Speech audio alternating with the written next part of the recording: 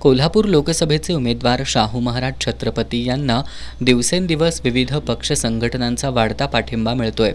आज माजी स्थायी समिती सभापती, राष्ट्रवादी काँग्रेस पक्षाचे माजी शहराध्यक्ष राजेश लाटकर यांच्यासह राष्ट्रवादीच्या काही माजी नगरसेवकांनी आपल्या कार्यकर्त्यांसह शाहू महाराज छत्रपती यांना पाठिंबा दिला।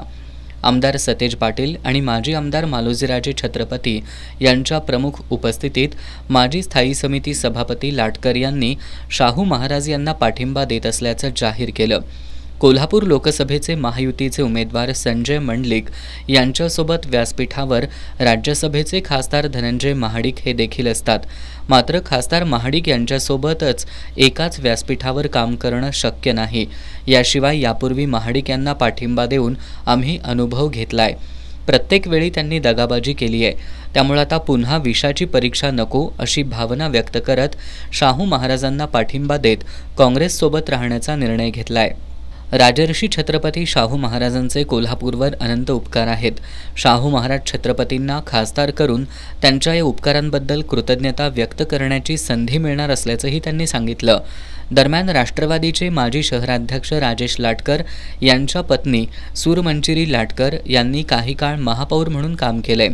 राजेश लाटकर यांनी देखील त्यांच्या नगरसेवक पदाच्या काळात राष्ट्रवादीसाठी काम केलंय। राष्ट्रवादीमधील फुटीनंतर राजेश लाटकर हे पालकमंत्री हसन मुश्रीफ यांच्यासोबत राहिले।